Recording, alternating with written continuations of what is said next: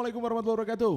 Selamat datang di podcast Ruang Tamu. Hari ini berbeda. Kita membicarakan satu konspirasi dunia yang ujung-ujungnya adalah bola. Dan hari ini dalam satu meja sejarah baru yang bisa dikatakan ini mungkin pertama kalinya ya. Kita ngomongin sepak bola dan anak-anak muda yang ada di Malang Raya ini akan mewakili suara kita. Mulai dari pembinaan, lalu juga prestasi nasional, lalu juga prestasi internasional dan bagaimana memanajeri sebuah tim sepak bola. Lalu kalau bicara soal kurator jersey vintage, ada ahlinya di sebelah saya. Jadi kita ngomong gak kaleng-kaleng Brody, kita ngomongnya akan lebih detail soal itu hanya di podcast Ruang Tamu untuk edisi kali ini dalam konspirasi bola. Dan ada 3 teman saya, tamu kita bakal ngobrol lebih panjang tentang bola. Yang pertama ada Budi Fakid, halo bro. Sehat? Halo Mas, alhamdulillah sehat. Nah ini kebetulan untuk manajernya Arema FC. Ya, kebetulan saya sebagai PR sama Markom di Arema FC. Nah, ini orang yang berani ngomong apapun soal Arema dan gak ada takut-takutnya. Die. Bongkar dikit lah ya. Bongkar dikit. Lalu ada juga Rizal Gonim, sehat bro? Siap, Alhamdulillah. Gimana, sehat ya? Sehat. Dia masih muda tapi untuk ngurus bolanya gila. Manajemen di Persema, manajer posisinya. Lalu juga ngurusin Askot PSSI. Futsal juga. Iya, dalam kita masih belajar ya, mencoba untuk membangun Kota Malang untuk lebih berarti lagi lah. Oke, pusingnya pasti untuk pengalaman pribadi juga ya. Iya, pusingnya. Kalau Arema itu kan pure untuk swasta ya. Kalau yang Persema kemarin kan kita di pemerintahan ya, jadi apapun langkah yang harus kita lakukan pasti minta izin dulu sama pemerintahan ya. Kecuali seluruh pemain Persema ASN gitu mungkin enak ya.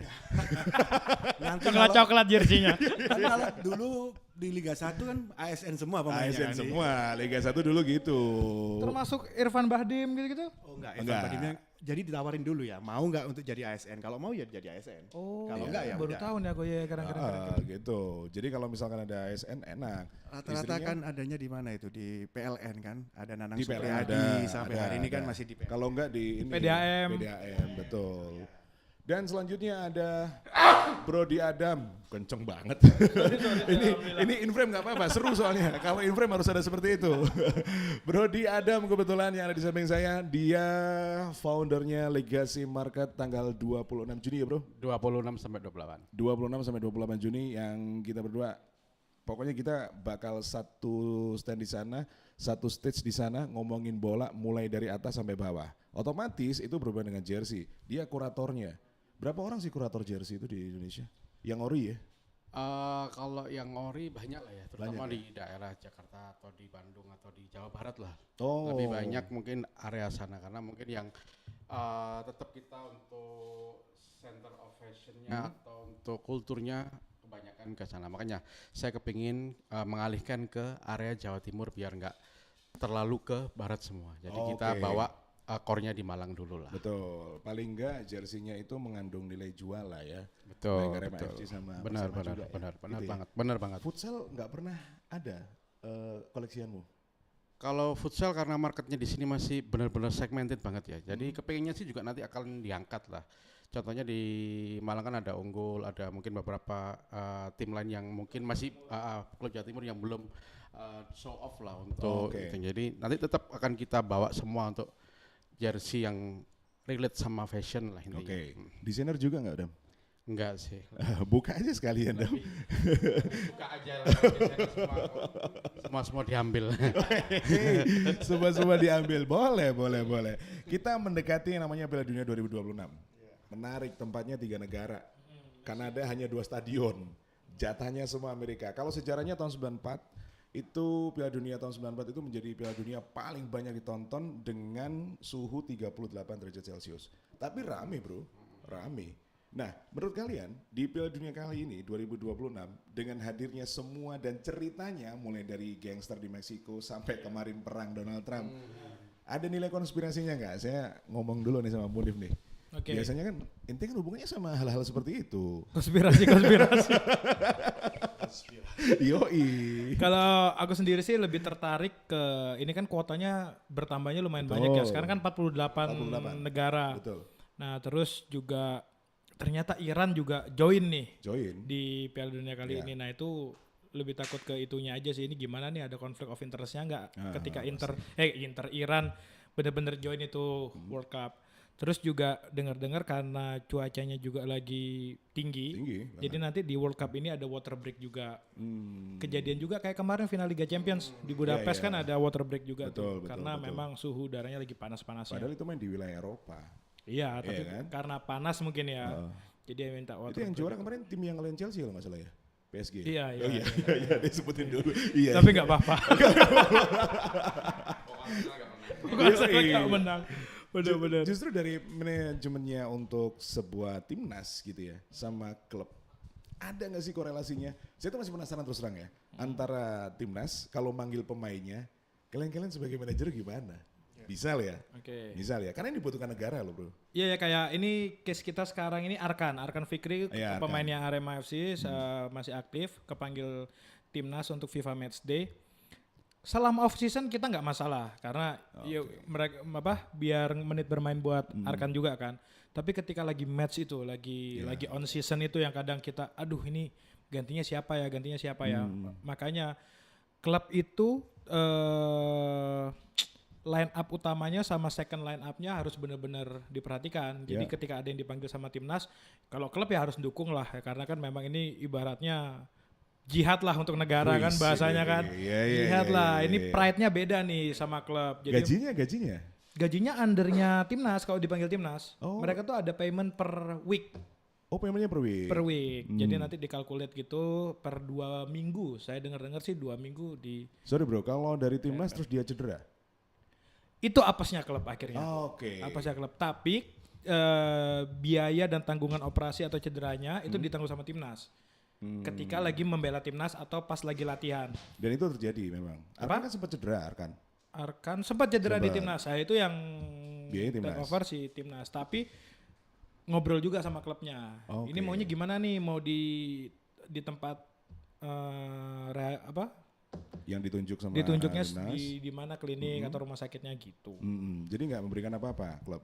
Kalau klub enggak sih. Kita tidak keluar spend apapun kalau untuk pemain yang dipanggil sama timnas. Dari Arema hanya satu ya, Arkan? Iya, ini Arkan yang kepanggil. Untuk FIFA Matchday Arkan yang kepanggil. Ada target berapa yang mau dimasukkan timnas? Ya kita sih pengennya 3-5 lah. Karena gitu. semakin banyak yang masuk ke timnas, berarti kan pemainnya oke tuh. Kontraknya kan tinggi. Di klub apa di timnasnya? Di klubnya. Oh ya nggak masalah. Labeling timnas kan gitu. Kita dealnya di harga yang belum setinggi itu gitu loh. Kita gamblingnya di situ sebenarnya. Once dia memang udah kepanggil sama timnas kan berarti market player value-nya naik kan. Nah ketika memang ada yang klub lain mau nebus selama kontraknya masih sama klub ya cuan gitu. Gitu ya. Jadi memang timnas itu nggak sembarangan ya. Iya, karena seleksinya juga ketat juga kan timnas ini. Ini menghapuskan tentang titipan. Pemain timnas titipan, ada nggak faktanya? Nah kalau dulu mungkin ada ya, tapi sekarang ini aku rasa kalaupun ada nggak tahu fakta di lapangannya. Kita nggak bisa bicara banyak kalau perihal itu ya. Cuma seleksinya sangat ketat. Yang aku diceritain sama teman-teman pemain ini yang kepanggil timnas, seleksinya sangat ketat, fisiknya sangat ketat. Jadi untuk titipan tuh, jadi mereka tuh memang sekarang itu based on data, based on track. Karena semuanya kan pakai GPS tracker juga kan per player. Jadi kelihatan tuh mana yang serius, mana yang ngotot, mana yang punya skill, itu benar-benar kedetek semua lah. Kita kunci jagoanmu di Piala Dunia 2026. Either Spain atau Portugal. Antara 2. Spanyol atau Portugal kayaknya. Zal, dirimu jagoin siapa Zal? Ini Piala Dunia yang cukup menarik ya. Kenapa tuh? Satu sisi tidak menarik juga. Kok bisa gitu? Nggak menariknya 3 kali loh Italia ini nggak lolos Piala Dunia. Salaman dulu, saya menjagokan Italia gitu. Ini yang buat nggak menarik ya. Entah kenapa Italia jadi seperti ini ya. Iya. Ya udahlah, biar diurusin keluarga Hartono aja. Iya kan kita nggak bahas ke Italia. Masalahnya ya keluarga Hartono nggak ngambil pemain Italia bro. Makanya itu. Komo ada ngambil cuma 3 player. Iya tapi nggak main kan. Tapi nggak main. Sempat dikritik juga. Tapi dia juga berstatement juga sih. Kenapa dia tidak mengambil Italia? Karena memang kalau pemain Italia itu harus cash ya. Cash di depan. Kalau pemain luar bisa dicicil sampai 5 tahun. By termin. Terus kalau kita bicara menariknya Piala Dunia ini ya. Mepetin dikit. Kalau menariknya di Piala Dunia itu tentu di stadion yang ada di Pada ini Meksiko, US ya. Meksiko ya. Meksiko itu ya, di mana stadion itu merupakan stadion yang sangat bersejarah ya. Azteca ya, terutama Pele pernah ngangkat piala di sana. Betul. Maradona dengan gol tangan Tuhannya ya kan, terus dengan dulu kalau di stadion Arema itu dulu kan ada gelombang tuh ya. Koreo. Itu dia adanya dari Meksiko situ. Dari Azteca situ. Itu sih supporter yang wave ya, waktu itu ya. Oke. Di mana final Italia dengan Brasil ya, kalah 4-1. Itu stadion ini Azteca ini merupakan stadion yang sudah 3 kali digunakan di Piala Dunia ya. Oke. Kalau ngelihat itu berarti Gajayana punya potensi ke Azteca harusnya ya. Punya karena syarat dengan sejarah itu ya. Iya benar syarat akan sejarah. Saya 7 tahun baru bisa dongkrak untuk dijadikan. Nah itu 7 tahun bro. 7 tahun nggak bisa dibuat. Itu kan Gajayana kan sekarang stadion tertua di Indonesia kan. Tertua di Indonesia. Setelah Lebak Bulus di 19 Lebak Bulus kan udah nggak dipakai sekarang ya. Gajayana juga nggak bisa dipakai. Sekarang udah mulai bisa dipakai. Sempat mengeluarkan waktu itu kan karena Rizal kan juga pegang Persema tuh. Iya. Sempat nggak muncul untuk renov Gajayana? Sempet sih. Kanjuruhan udah. Aku sempet. Masuk kok plannya ya? Iya. Plannya udah masuk ke pemerintah. Ada, sudah di media dari Disporapar itu juga pengen ngerenovasi sih. Cuman sampai saat ini juga belum tahu seperti apa ya. Mungkin terkait anggaran ya mungkin tentunya kan besar stadion itu kan. Kalau menurut saya kalau mau renovasi juga harus nggak boleh nanggung-nanggung juga karena udah terlalu lama nih Gajayana nggak direnovasi, cuman paling cat-cat doang. Dari segi bangunan juga harus direnov itu tribun. Dan kerinduan masyarakat Kota Malang itu sangat pengen lagi ada hiburan ya Gajayana ya. Apalagi di tengah kota kan. Ya, secara apalagi akses kayak top itu sebenarnya. Arema tuh harusnya sekali-kali tuh uji coba di sana lah gitu kan untuk masuk. Ada satu sesi sendiri. Cuma memang lapangannya ini Pak Rizal, lapangannya masih PR banget karena keras, rumputnya juga nggak rata gitu. Masih gelombang-gelombang. Ya perlu direnovasi. Once itu direnov, kayaknya kita bisa main di sana. Oke, standarnya kan bisa pakai Kanjuruhan kan bisa harusnya standar untuk rumput. Oh iya. Iya, standar FIFA, itu kan? bisa pakemnya di situ sebenarnya. Oke. Kalau standar kan bisa kita temuin di siapa nanti konsultannya ya kan. Tapi sama aja pasti. iya. Orangnya sama maksudnya? Enggak enggak maksudnya kualitinya pasti bisa ketemu sama-sama aja. Yang ngerjain sama? Either yang ngerjain siapa aja bisa. Oke. Enggak harus sama vendor.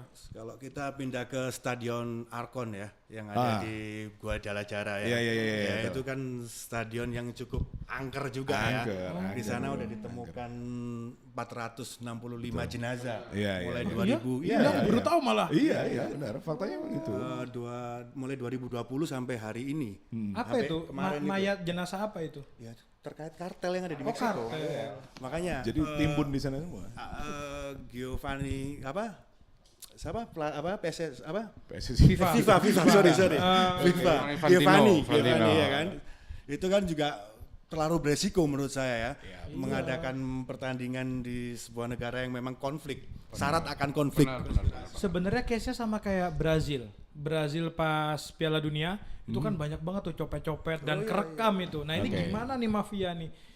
Iya, memang lebih serem sebenarnya. Agak luar biasa. Tapi kalau bicara tentang Meksiko ada yang menarik. Saya paling inget dan sampai di pikiran saya itu Jorge Campos, bajunya bro, bajunya bro. Benar. Punya bro bajunya. Jorge Campos itu sangat ikonik. Dulu tahun 90-an saya ada sih punya dulu karena memang dia tipikal kiper yang kecil tapi jago. Jadi kan dia selalu ikoniknya pakai bajunya pasti oversize kalau zaman sekarang dengan warna yang colorfulnya 90s banget. Betul. Gitu kan. Jadi sampai sekarang pun jadi ikonik untuk desain dari jersey Jorge Campos sendiri ya.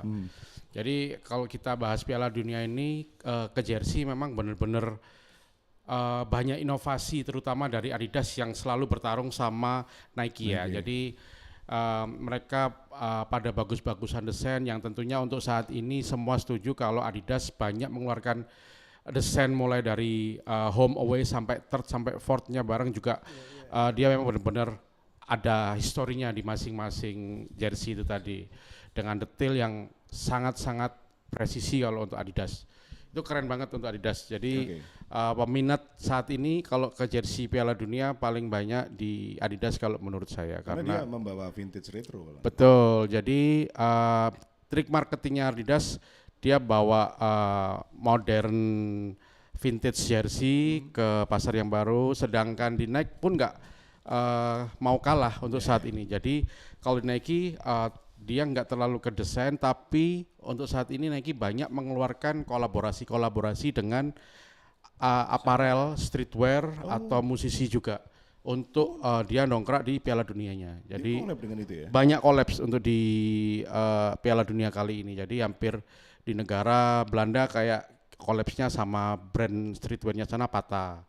Terus di Inggris dia collab sama Peles brand streetwearnya. Terus di Nigeria juga ada collab juga kalau nggak salah namanya Salwa. Terus di Prancis juga dia ada collab juga sama desainer atau streetwear Prancis itu. Pokoknya di setiap negara hampir semua ada kolaborasi bersama Nike. Indonesia dengan Etam gitu. Eta. Kirain Indonesia yang kill me. Oke. Nggak mungkin ada perjalanan panjang nantinya kan seperti itu. Iya, kita lihat aja. Kita lihat aja.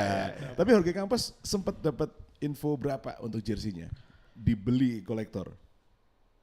Jadi kalau untuk peminat jersey kiper sendiri itu jarang ya kalau Jarang. di Indonesia itu jarang. Jadi hanya ada beberapa orang yang memang suka koleksi jersey khusus kiper. Karena kiper sendiri kalau kiper zaman dulu kalau dipakai sehari-hari nggak sama kayak jersey kiper sekarang. Ada bantalan sikunya, ada banyak lah ya yang nggak nyaman kalau dipakai untuk sehari-hari. Cuman secara corak, secara desain jersey kiper tahun 90-an itu paling colorful, paling oke semua. Dan semua warnanya ikonik, tabrakan gitu. tabrakan dan mereka punya desain sendiri. Jadi kalau yang terkenal dulu itu ada desain dari Drumberg. Drumberg itu yang nyiptain desain Nike Premier tahun 98, 96, 97 itu dia punya pattern khusus gitu. Jadi itu ikonik banget. Itu dia desainernya Nike khusus untuk tahun segituan. Jadi sampai sekarang pun itu desain paling oke kalau menurut saya pribadi. Jadi menurut saya itu desain paling oke jersey itu tahun 2000 ke bawah. Dari 98, 96, 94 itu desain jersey secara detail dan bahan juga paling bagus untuk saat ini. Kalau jersey klub Indonesia atau tim Indonesia? Kalau jersey klub Indonesia kalau kita ngomongkan yang vintage kan kebanyakan kalau dulu pakainya template. Jadi dari polos karena nggak tahu gimana ya dulu kan belum ada yang seperti semasif sekarang lah. Betul. Kalau sekarang kan apparel brand sudah masif sekali. Mau cuman bikin template aja tetap mereka rilisnya juga secara proper. Kalau dulu kan masih paling tempel-tempel patch ya kalau ngerti kan. Jadi sampai sekarang pun teman-teman pecinta jersey vintage kalau mau bikin memori untuk jersey lama mereka cari template-nya. Kosongan. Jadi nanti dia tempel sendiri Liga Dunhill, logo-logo apparelnya. Sekarang kan zaman udah semakin canggih, bordir juga semakin bagus-bagus. Jadi mereka bisa bikin sendiri dari template itu tadi. Kayak kemarin aku beli jersey polosnya Lotto, aku tempel sendiri logo benar. Karena susah nyarinya udah Persema ori, jadi cari. Tanyain dia. Iya, enggak yang Lotto zaman dulu, Sekarang kan tinggal salaman aja gitu. Tinggal salaman aja. Karena dulu kan nggak dijual secara umum kalau jersey itu. Dulu dijual Mas di Sport Station. Ya tapi tahun-tahun tertentu paling itu 2010-an lah. 2010 ya, kalau sebelumnya udah nggak ada yang dijual. Bahkan banyak Adidas yang ternyata tidak original zaman dulu itu. Betul. Jadi Adidas gitu tapi nggak tahu beli di Bulu Lawang apa di. Ini harus dicari kalau pengen tahu itu Adidas original apa bukan. Nanti tanggal 26 sampai tanggal 28 ya. Benar. Akan kita edukasi lah nanti. Edukasi karena ada kuratornya langsung. Ini ori, ini enggak. Memang kalau bicara soal masalah jersey, kalau menurutmu Dam, peserta Piala Dunia dari grup A sampai grup L itu yang paling asik lah untuk dipakai harian. Kalau sekarang udah mulai banyak, kalau klub udah mulai keluarin kan. Chelsea logonya gede di sini kan. Benar. Terus emas kalau nggak salah logonya di sini. Centangnya itu. Nah, menurut kamu kalau untuk 2026 ini dari USA sampai klub terakhir atau negara terakhir yang paling cocok buat harian? Kalau buat cocok buat harian hampir semua cocok ya, tinggal tergantung selera aja sebetulnya. Banyak belinya kalau banyak belinya, benar. Karena Amerika juga cakep. Hampir semua desainnya itu oke banget. Sampai yang keter itu jadi gini. Sekarang ini memang lebih banyaknya apparel itu masuknya ke fashion. Jadi semua apparel itu ada yang namanya lifestyler. Jadi memang dia semacam jersey tapi nggak dipakai main, jadi hanya dipakai fashion aja. Dipakai blocker atau apa. Jadi ada icon Tires yang logonya kecil-kecil, kalau pernah tahu yang garis-garis tapi logonya kecil-kecil berdasarkan warna aja. Itu sekarang semua lagi nyerangnya ke fashion. Jadi kayak kemarin seperti Manchester pun juga ngeluarin sama Stone Roses, itu kan nggak dipakai main, itu kan hanya dipakai buat ya istilahnya mereka fantasi, masuk ke dunia fantasi. fashion. Iya benar, makanya di event kali ini Piala Dunia ini banyak yang collab itu tadi. Terus secara desain dan detail kalau dipakai harian itu lebih enak yang replika sebetulnya. Cuman untuk yang pengen detail lebih bagus, player issue pasti sangat beda bahan dan segala hal materialnya, mulai logo, apparelnya itu sangat lebih bagus, detail detailnya lebih detail, dan mungkin karena untuk spek player ya jadi lebih ringan kalau dipakai. Cuman kalau dipakai hari-harian sizingnya jelas beda sama replika. Kalau milih tadi 48 negara paling oke. Paling oke sih aku lihat ini kemarin itu Meksiko yang seneng ya. Kalau Meksiko seneng aku. Meksiko ya emang. Tapi Meksiko Meksiko kan beberapa kali Piala Dunia bagus-bagus emang ya. Secara jersey bagus, mainnya enggak. Mainnya. Cuman kiper doang ya. Ochoa itu.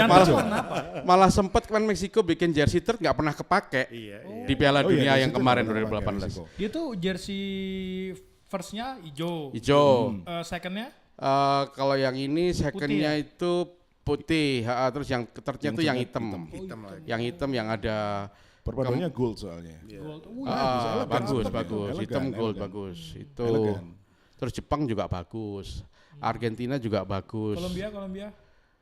Kolombia juga bagus sih. Semua kalau lihat detailnya secara hand feel itu pasti oke, karena kayak Spanyol sendiri pun, Italia pun sebetulnya juga bagus. Cuman nggak kepake nanti akhirnya. Cuman nggak kepake. Tapi jersinya keren. Jersinya keren. Jersinya. Secara material Kepake jackernya pas kualifikasi kemarin. Iya di Bati itu tadi jalan-jalan mungkin ya kan. dapat patch kualifikasi lah ya. Dia masih aman lah dengan birunya perpaduan dengan jeans celana. Aman. Dengan putihnya juga.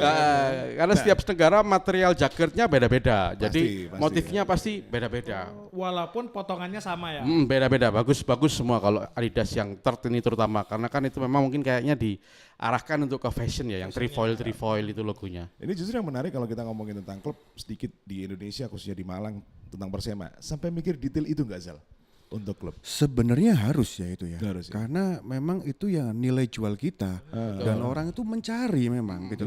Cuman kalau kita di Persema kayak saya kemarin contohnya itu memang kita dikasih waktu yang ya ini lagi-lagi masalah organisasi ya.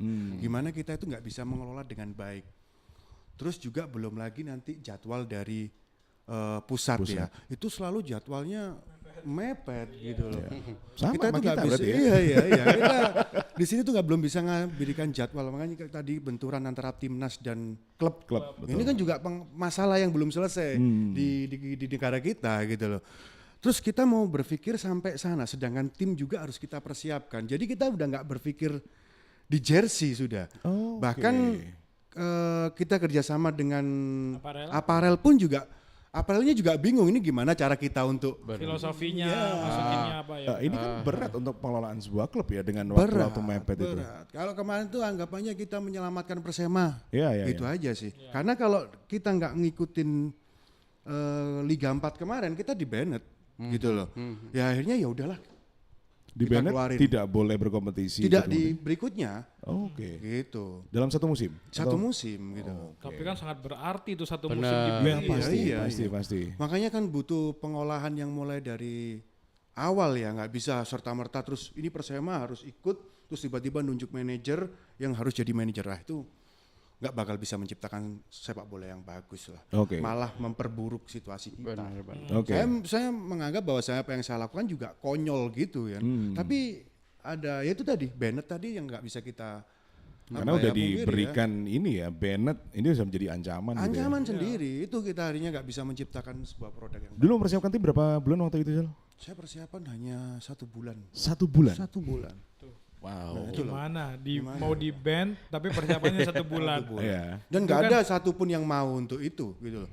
Makanya kita ya memberanikan diri ya hitung-hitung Ya, oke lah. Pengalaman ya. Akhirnya akhirnya. nyetok paracetamol agak banyak.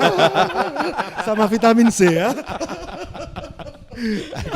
agak luar biasa. Tahu beliau. Dia tahu ya. Kayaknya ngerasain juga. Simpenannya banyak dia. Saya ngerasain ketegangannya waktu pertandingan terakhir dia. Wow, Oh iya, emosinya ya itu kan, muncul. kan. kenceng Iya, itu. Kenceng itu. Aku nonton itu di Gajana pertandingan Kan kita Gajana. ketemu ya. Ketemu. Nah, Segini ya, ternyata marketnya masih ada. Benar, Kalau itu benar. diolah dengan baik dan benar, Ya, Betul. ya. berjalan Betul, beriringan betul. sama klub-klub lain, termasuk sama Arema, wah itu cantik banget sih. betul. Dan itu menariknya ketika ditampilin di YouTube itu luar biasa. Serius, luar biasa. Jadi aku pengen tuh ya, kita tuh suatu saat harus segera dari kita dulu nih. Udah kita nggak usah terlalu banyak bicara, yuk kita bikin program yang bagus untuk Kota Malang. Betul. Jadi siapapun nanti yang mau menjabat jadi pimpinan, ya ini loh, jalankan ini. Ya. Saya insya Allah saya itu. Amin. Semangat kita lebih. Dia memang iya betul. Wah, kata Budi. Aku udah latihan foto gini kok. Oh sudah sambil gini ya. Oke, karena dia memang semangatnya atau jiwanya untuk bola itu sifatnya abadi. Iya bro ya, abadi gitu ya.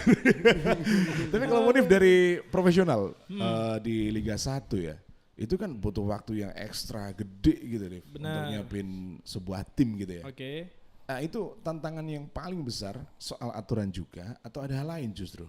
Ya, ini kan kayak ini lagi libur nih, libur. seasonnya lagi stop, lagi off season. PR terberatnya adalah mengumpulkan tim untuk mencari pemain-pemain baru dan lain-lain itu kan karena seleksinya juga Ya, gila-gilaan. Kalau yang di Indonesia kita masih bisa datengin dan ketemu. Ya. Kok yang di luar, Oh, entah di oke. negara mana apa segala macam, nah itu jadi seleksinya benar-benar ketat. Kita benar-benar memanfaatkan ada beberapa aplikasi, terus ada Transfermarkt juga buat kita ngelihat profile playernya. Terus juga kita berkomunikasi dengan agen-agen di luar negeri. Nah kayak gitu-gitulah. Oke. PR terberatnya di sana. Sama yang nggak lepas dari obrolan kita tadi, jersey. Nah kita nih sudah persiapkan untuk jersey ketiga keempat. Bahkan home away-nya udah selesai kita prepare itu di pertengahan musim kemarin. Pertengahan musim. Pertengahan musim karena bener kata Pak Rizal, susah banget itu jersey itu Iya, karena betul. kayak ini jersey keempat yang punya Arema untuk musim ini. Ini cuma satu, katanya 4. Oh enggak, iya. Oh, iya. Saya pakai. Saya pakai. Katanya 4. Ya, nanti saya kirim. Aku share ya. Di rumah masih ada stoknya, di rumah masih ada. Jadi kan kayak masukin ada pattern-pattern di Jakarta ini ada singanya dan lain-lainnya kan pasti ada dipikirin sama desainernya juga lah. Nah kita tuh sekarang berkolaborasi sama Etams itu bener-bener dua arah. Kita maunya kayak gini dari Arema, Etamsnya maunya kayak gini, kita cari jalan tengahnya gimana dan lain-lainnya itu sih. Oke, itu semua tergantung bahan juga sih ya. Tergantung bahan juga. Tapi untuk kemarin sempat ramai soal baju yang memang dipersembahkan untuk tragedi ya. Kanjuruhan. benar untuk keluarga korban. Dilanjutin nggak itu? Insya Allah kita akan lanjutkan itu. Oke. Insya Allah. Untuk jersey keempat, 100% keuntungan bersihnya untuk keluarga korban. Oke. Soal Piala Dunia memang nggak jauh dari yang namanya jersey karena setiap negara itu memiliki hal yang unik. Dulu Kamerun pakai yang ini ya tanpa lengan ya. Betul. Tapi diprotes sama Tapi FIFA. kan udah nggak boleh kan itu. Nggak Ya, boleh, karena di-ban nggak itu boleh. kan Itu melanggar sempat regulasi FIFA. betul. Soalnya Ada- wasitnya sereng-sereng bawa ketek. Kamerun sempat seperti itu. Tidak terfilter. Gitu. Iya. Kamerun cuman yang melanjutkan untuk menggunakan bahan dari atau bahan seperti Italia di tahun 2002. Combat. Ya, combat. Itu kayaknya sudah nggak ada ya.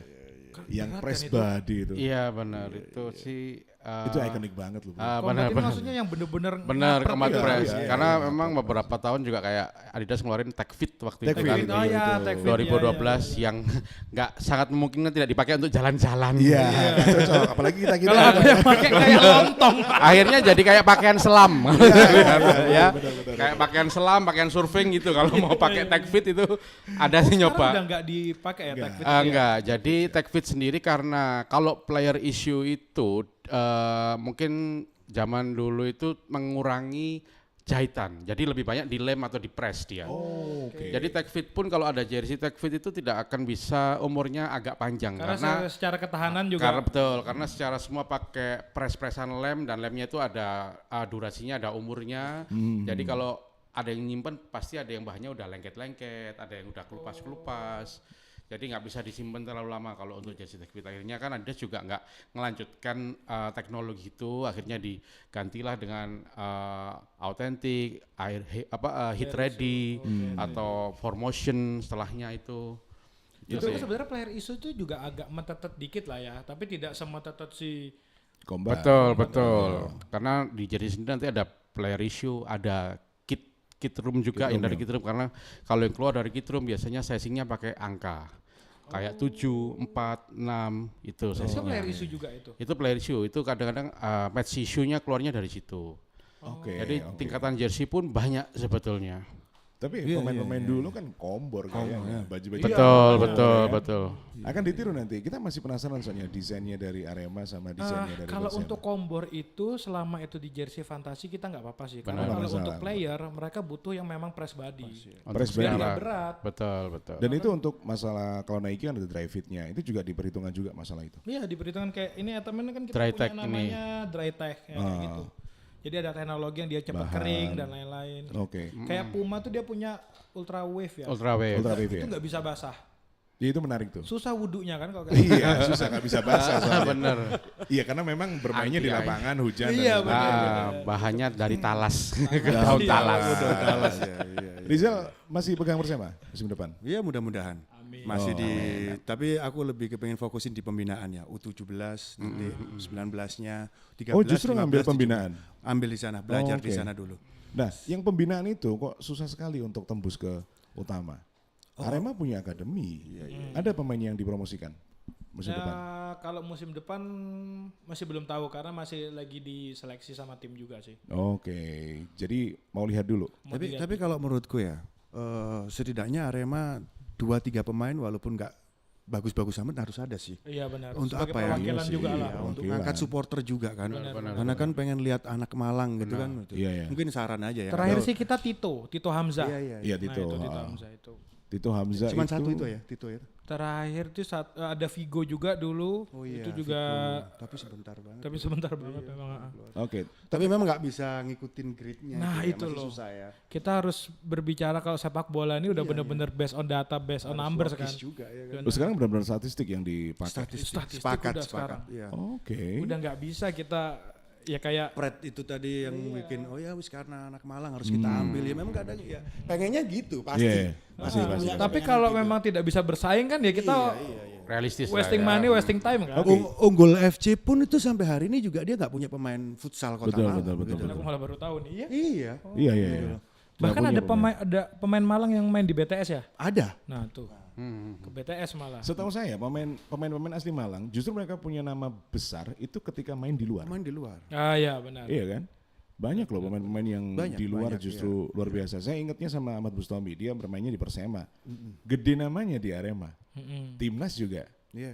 Iya kan? Gede. Gede dia. Tapi menariknya kalau dikolaborasikan, misal dia karena Persema sekarang main di divisi 4, pemain akademi Arema pinjam dulu lah di Persema. Iya, Kira-kira bisa nggak seperti itu? Harusnya- Mumpung kumpul nih. Iya iya mumpung iya. kumpul. Harusnya sih bisa-bisa aja Pak Panasin Rizal. dah, ya. panasin dah. Harusnya Harusnya bisa-bisa aja. Jadi Kenapa gini, harus nggak bisa gitu. kita kan punya stok pemain dari U berapa dan lain-lain. Balik lagi kita nanti beauty contest aja. Mana nih dari Persema mau oh aku butuh striker, butuh gelandang sama butuh CB Iya. misalnya center back. Aku pengen ini. Oke, yaudah nih. Di loan lah ya. Toh dipinjam. pemainnya juga butuh minute play kan, butuh Iya, menit bermain. benar, kan. Ya udah. Berarti bukan membentuk tabrakan dong Arema sama Persema. Enggak. Jauh ya. Karena Arema kan ada di Liga 1, Persema di Liga 4 ya. Iya. Sebetulnya supportnya ya mungkin dari Arema mensupport Persema juga tapi juga agak gimana gitu kan Iya, ya. iya, iya. Tapi sebenarnya Mungkin bisa. gini ya, mungkin yang ya pemain-pemain Arema yang dibawa di itu ya diikutin seleksi di saat kita ada di seleksi, mungkin seperti itu sih. Karena yang bisa kita lakukan hari ini hanya seleksi, untuk melakukan pembinaan masih belum ya. Mudah-mudahan nanti dipegang Mourinho bisa Iya, iya. lebih bagus lagi sehingga terstruktur mulai 13-15. Karena dari pembinaannya Ascot itu juga akan muaranya juga untuk Arema. Iya, pasti. Otomatis Hulu ke itu. hilirnya ke sana, Iya, pasti. hulu hilirnya. Oke. Gitu loh. Semakin banyak kita punya akademi di Kota Malang, ya semakin banyak pemain yang akan muncul dari kota kita gitu loh. Oke, kalau berbicara soal sistem ya, Iya. idealnya seperti apa? Punya pendapat masing-masing nggak, Zal? Sistemnya seperti apa kalau hulu hilir? Hulu ke hilir ya. Tentunya akademi itu diperlukan. Akademi kayak misalkan Persema juga sudah harus punya akademinya yang U13, 15-nya, sampai 17-nya, sampai nanti mereka ke Porprov nanti ke Liga 4. Karena kita bicara Liga 4 ya, ke Persema. Terus bagaimana kita harus punya Dirtek dulu nih. Dirtek itu nanti yang membawain semua. Kalau kita udah punya Dirtek dan pelatih-pelatih yang udah kita bina di 13, 15, 17 Porprov, udahlah selesai tuh masalah kita. 3 tahun selesai kita. Tapi di sini tuh kan kita punya masalah. Ini nanti siapa yang pegang? Ini nanti siapa yang pegang? Ini siapa? Nggak jelas semua yang pegang ini. Benar. Jadi ini strukturalnya. ekosistemnya malah nggak sehat di sini. Gitu loh. Nah, menurut saya di situ tentukan dulu siapa kita punya Dirtek. Nah, Dirtek ini mau bawa ke sepak bola filosofinya mau seperti apa. Baru tuh kita bergerak mencari pelatih untuk Porprov, mencari pelatih untuk 17, 15, 13. Oke. Saya rasa bagus itu untuk Saya perkembangan punya kita. itu. Kalau kamu, Dev? Kalau dari aku sih yang penting itu kolaborasi ya, kolaborasi antara klub dengan akademi-akademi lain, karena kita juga butuh masukan-masukan juga dari SSB atau akademi lain untuk apa nih potensi dari pemain-pemain Malang yang bisa keluar. Karena baik lagi tadi kayak kata Pak Rizal, Dirtek apa segala macam menentukan filosofi bermain itu kan kita di Malang juga punya filosofi main sepak bola gaya Malangan kan, Betul, yang ngotot, keras. ngeyel dan lain-lain. Nah itu sekarang tuh yang minim tuh itu keluar di publik sekarang, yang gaya ngototnya, gaya Malangannya. Arema punya pemain yang gitu, ngeyel, sebutannya El ngeyel, malah dari Jawa Barat. Ahmad Maulana. Nah, tapi karena dia representatif Kota Malang. main gaya Malangan, akhirnya dia sangat dicintai oleh publik Aremania, kayak gitu-gitu sih. Makanya dengan kolaborasi itu dan banyak bibit-bibit yang lain, kita bikin bisa festival-festival, entah itu mingguan, 2 mingguan atau per bulan sekali. Akhirnya muncul tuh ke permukaan. Sekarang kan gimana caranya narik player-player muda ini untuk bisa muncul ke permukaan. Entah mereka malu-malu atau mereka di pelosok Kabupaten Malang apa segala macam. Nah, selama itu rutin kita lakukan, pasti keluar tuh bibit-bibit kayak gitu tuh. Nah, ketika itu memang udah keluar, tinggal siapa aja nih yang mau ngelok mereka. Kalau kita bahas profesional, sudah jelas tuh ada Persema, ada Arema FC, terdekat ada Rans juga. Ya udah, tinggal oke, kita mau yang mana dulu nih urgensinya, yang butuh sama player si A nih siapa dulu nih, kayak gitu. Oke, harusnya bisa menjadi satu kesatuan harusnya. Ya. Harusnya bisa, sekarang udah di eranya kita tuh kolaborasi soalnya. Ya, setuju. Jadi saya kemarin tuh sempat ngadain seleksi Porprov ya, untuk Porprov ya. Dan ternyata yang ngikutin seleksi di kita itu ada anak-anak muda yang sudah main di Bayangkara EPA, di Persis Solo, di sini. Nah, memang kita masih punya potensi, masih banyak. Memang belum bisa kita temukan tuh. Benar. Ini yang PR banget buat kita. Karena rebutannya bukan cuma Malang aja. Kita belum bicara Jawa Timur. Kita belum bicara Pulau Jawa. Kita belum bicara Indonesia. Bahkan ada beberapa pemain muda Malang, ini saya malah dengar dari Bang Ponario Astaman. Mainnya di Borneo. Oh iya. Ada satu striker orang Malang. Romeo namanya. Ya, namanya. Dia kemarin ikut seleksi di kita. Oh, ikut seleksi? Dia ikut seleksi di kita. Strikernya Borneo dia, EPA. EPA ya. U16 ya kalau nggak salah ya. U18 ya. Tuh. Ini kayaknya memang Rebutan sebenarnya. Database kita memang nggak punya. Kosong database. Database ini menjadi konspirasi juga database. Udah didata tapi yang main bukan yang ada di database-nya gitu ya. Benar. Banyak ya? Nah, makanya untuk musim depan terdekat inilah kita nih lagi bikin namanya player passport namanya. Player passport itu sebenarnya dipakai Barcelona pas nemu Messi. Oh, dia pakai itu. Jadi kita data mereka tuh dari awal join akademi di U8 atau U10. Itu terrecord sampai mereka umur U21 udah masuk ke profesional. Kalau udah masuk ke profesional, masuknya di transfer market. Oh, langsung. Jadi kita punya player passport itu, base-nya aplikasi, nanti yang ngisi si pelatih-pelatihnya. Jadi ketika ada orang tua murid yang wah, anakku kok nggak pernah dimainkan. Oh, kita nggak bicara apa-apa ya, yang bicara datanya. Lah ini anakmu kayak gini dan lain-lain. Lalu harus lebih semangat lagi, lebih fokus. Gitu. Kalau nggak daftar no CPNS aja. Kalau PSSI itu kan punya siap itu kan. Iya benar siap. Siap ya, ya udah aplikasi juga Itu ya. untuk EPA itu Pak Rizal. Untuk Untuk Liga 4 Liga 4 sudah pakai itu juga itu. Liga 3 pakai itu. Karena bayangan saya Liga 4 itu sebenarnya untuk kawah candera di muka sebenarnya. Iya. Untuk dijual ke tim-tim atau Iya, dia iya, bertahan. iya. sebenarnya. Harusnya Iya, seperti harusnya itu. gitu. Iya. Oke. Karena banyak banget loh klub bola di Indonesia ini. Iya, pasti. Liga 4, Liga 3 tuh Pasti. udah berapa itu? Oke, saking banyaknya kita harus break dulu ya, karena obrolan kita akan kita lanjutkan di Begawan, betul nggak bro? Siap. Tanggal 26 sampai 28 kita ngobrolin semua, bukan saja sepak bola, dalam-dalamnya juga, inti-intinya juga, bahkan sampai jersey pemain, sekali-sekali bahas jersey pelatih kayaknya. Wasit lah, jersey wasit. Wasit yo. Wasit. Dia ada Colina, jersinya Colina kan. Iya, Colina. Jersey pelatih itu sekarang keren-keren. Ada Iya, dijual nggak tapi iya. jersey Ada wasit? keren-keren. Ada. Itu kalau nggak- Jarang ya ditemuin ya. Jarang. Pep Guardiola itu kayaknya dia punya kesepakatan sendiri dengan ini Puma. ya, Stone CP Island. ya? Company. CP Company ya dia. CP Company biasanya Keren dia bro, pakai. serius, keren. Ada beberapa pelatih yang memang kayaknya sudah mulai berpikir soal bisnis juga kayaknya Dam ya. Iya, fashion industrinya tetap harus jalan lah. Jadi Nah itu. itu yang harus dibentuk Dan di saya mengharapkan juga lokal. untuk pelatih di klub Indonesia itu pakai jas gitu, cakep kayaknya. Nah, itu sudah mau kita pakai sebenarnya musim kemarin. Cuma panas, dia nggak mau. Oh alah, ya. Nanti lebih ke develop bahan yang lebih Develop oke. Iya, mungkin bahan lebih oke. Menyesuaikan Bahannya dengan oke. cuaca. Obrolan kita nggak akan berhenti, kita akan lanjutkan lagi di Legacy Market tanggal 26 sampai 28 Juni. Nanti kita juga akan terus merunning bagaimana Indonesia ke depannya tentang sepak bola sampai bisa menuju Piala Dunia 2026. Insya Allah dengan Indonesia emas harus disebut soalnya 2045 kita bisa ya panen ya pemain ya. Insya Allah. Kok nggak yakin kenapa ya? Insya Allah bisa. Saya percaya dengan ini. Kok ada ketidakyakinan gini Iya ya? itu makanya dia. Padahal beliau di Liga 1-nya. Saya suka main tembak kalau sama Abu Dhabi. Terima kasih semuanya. Salam olahraga. Saya Mario dan juga rekan saya Adam dan Munif. Rizal Onim. terima kasih. Assalamualaikum warahmatullahi wabarakatuh. And Waalaikumsalam see ya.